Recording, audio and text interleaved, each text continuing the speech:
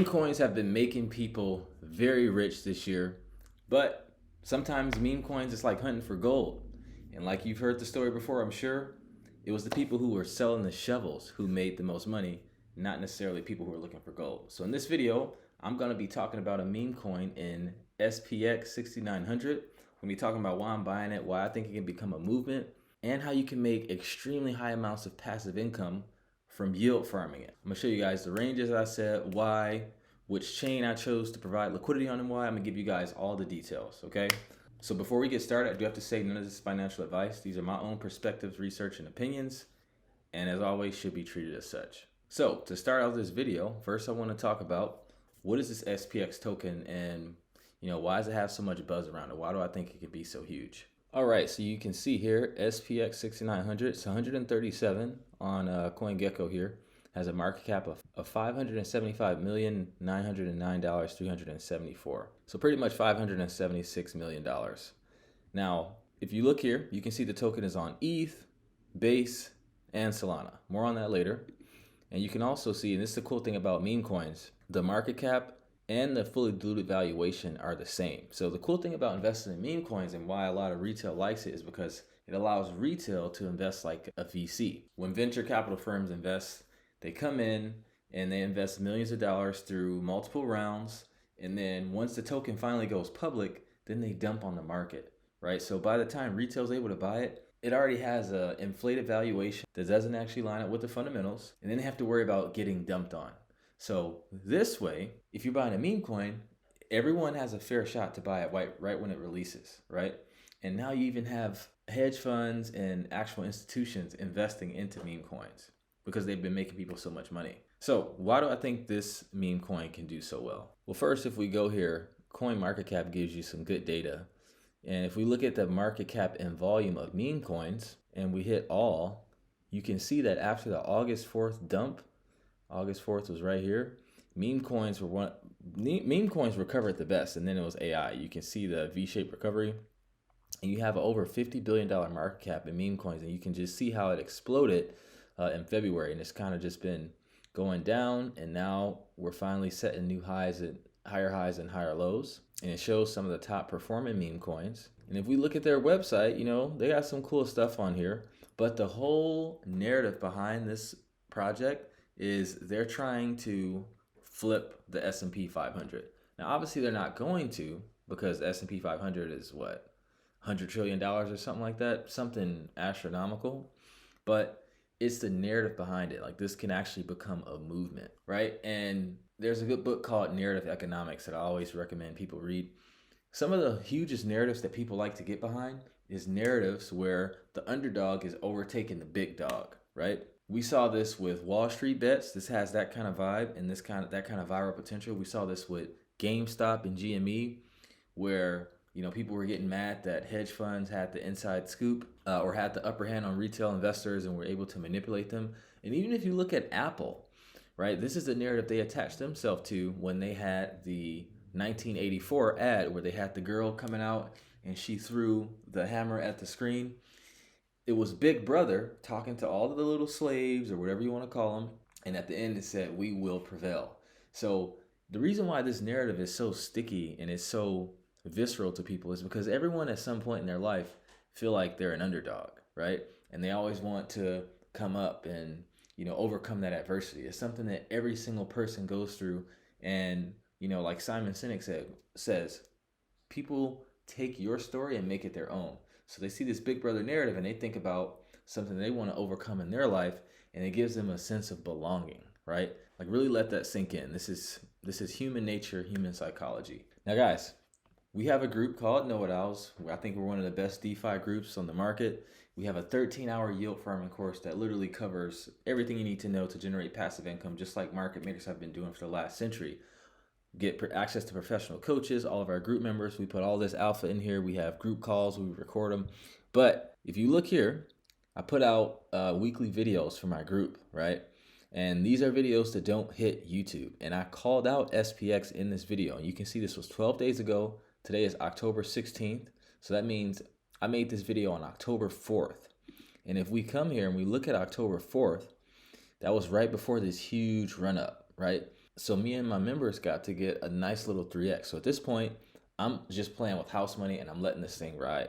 As far as my take profit strategies go, I think this does have the potential to become the largest meme coin this cycle. There's a guy named Murad. Definitely give him a follow on Twitter. He's calling for it to reach $100 billion.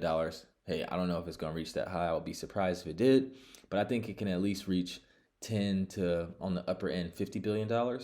So for me, my take profit levels are going to be at $1 billion and then every $10 billion increments, and then at $10 billion increments, so 10, 20, 30, 40, 50. And depending on how market sentiment is, I might do it at $5 billion increments. But right now, I'm doing $10 billion increments. And it's a risk-free trade because, like I said, I'm already playing with house money. When you're trading, I think it's a good idea to take out your principal when you're up 2, 3x and just kind of let the rest ride. Okay, so now that we cover that, I'm going to show you guys how I'm generating over 8% per day through yield farming, SPX, and Ethereum.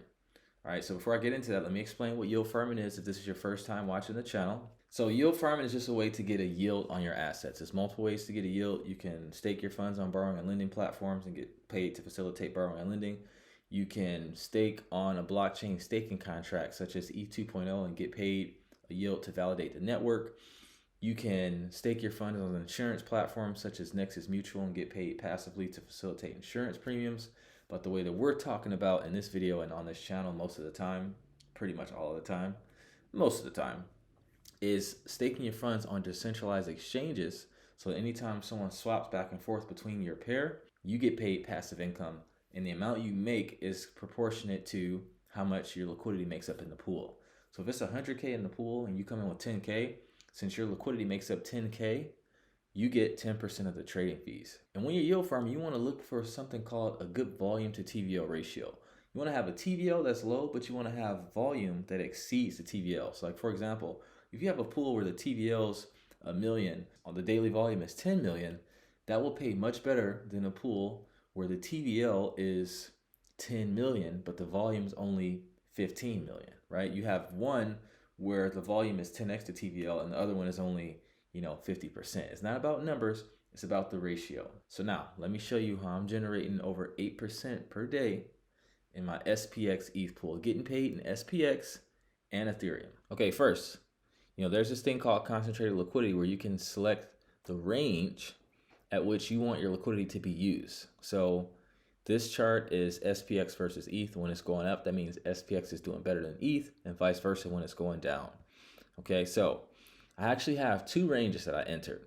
I have one in between these red lines. This is in my riskier range, and I have less money in this one. I have around 5K in this range, and I have around 10K between the two green lines, right? So I'm in this red one because, hey, it could be stagnant here for a while, but this pool is paying out really, really good, like really, really good. But I also want to be in a Y range so that once I get these strong candles, I can be in range to facilitate that yield, right? It's almost like working at a movie theater. You're selling tickets for people to go in and out. Like you're selling a service when you're yield farming. It's not like trading, and you have to think about it in a very different way. So it would be like, let's say you're selling tickets to get into a movie theater. If you have a Y range, when traffic is slow, it's like, okay, I'm selling tickets, boom. But when it picks up, now it's like, oh, I'm not selling tickets. Like you want to sell when that traffic increases. Like you want to be in range. So I have some so I can lock in like the extremely high APRs, even though they're both really good, as you'll see here pretty soon. I can lock in the yields from the tight range, but also if it goes out of range to my wide one, I can also lock some in. And if we just go ahead and measure this, you can see that from top to bottom of my green range, I'm giving price 150% of room to run. And if I look to my red range, I'm giving it around 55% to run, right? And like I said, I think this can go up to, between 10 to $50 billion. It may go higher, probably will, to be honest. It's going to be a crazy cycle, I feel like, especially with the potential of this narrative. As it's going up, I'm going to be raising my ranges. Like this portion of my portfolio, I only care about generating yield. It's not about trading. I already have a bag of it. So for me, I only care about staying in range. Now, like I said, this token is on 3 different chains: Base, Solana, and Ethereum. So how did I go about selecting which one I wanted to provide liquidity for? So the first thing is I checked our Yield Hunter tool. And if you want to get access to this, like I said, I told you we have our course, our coaches, our community. If you're interested, click the link in the description and book a free strategy session. You'll talk to me or one of our coaches. We'll answer all of your questions and see if our program is a good fit for you. We're literally printing money in this pool right now, as you'll see. And this tool just makes it easy. I can search by SPX or I can just search all the top pools, and it gives me all of the data on the top pools in close to real time. So you can see that SPX USDC is paying out really, really high. But I don't want to be in an SPX USDC pool because it's going to be much harder to stay in range. When you're going into a bull market, you want to be, at least in my opinion, you want to be in volatile pairs to where SPX is paired with another asset so that, you know, if ETH is going up, SPX is probably going up and vice versa, or at least it's a higher likelihood. If SPX goes up 100%, USDC is going to stay the same. It's going to be harder to stay in range versus if ETH is riding with it. So I want to look for SPX wrapped ETH pools. And if I scroll down here, you can see that SPX wrapped ETH on base is paying out 1,331%. Now this is just an average. Obviously, how wide or narrow your range will increase or decrease your yield. And you can see that it has a really good correlation score and a really good volume to TVL ratio. The correlation score is 55%. And the volume to TVL ratio is 3.65%. That's really, really good. And then you scroll down here, SPX wrapped ETH on ETH mainnet also has a 1% pool that's really good on Uniswap. And then you have one on Aerodrome. So it's all these different pools. How do I find out which one is the best? Well, it already said Base was the best one for the wrapped ETH SPX pair on Uniswap. But I just want to show you guys just in case, you know, so you can know how to verify on your own. Now, first off, I'm not gonna LP on Solana because, you know, I actually hopped on Solana. I've been buying these meme coins, basically just giving money away. But, you know, hopefully I'll hit it big on one of them. I'm playing with $100 here and there, but I'll tell you why I chose to go with Base. Now, this is ETH, right? So you can see that the TVL is $9 million, but the 24-hour volume is 17.2 million, right? So that means that the daily volume is around 100% more than the TVL. And if we look through the past month on ETH mainnet, right, you can see that it's been picking up 29 million this day. This was the best day here, $36 million, 20 million, you know, it's kind of been severing off 16, 17. And remember, the TVL is only 9 million.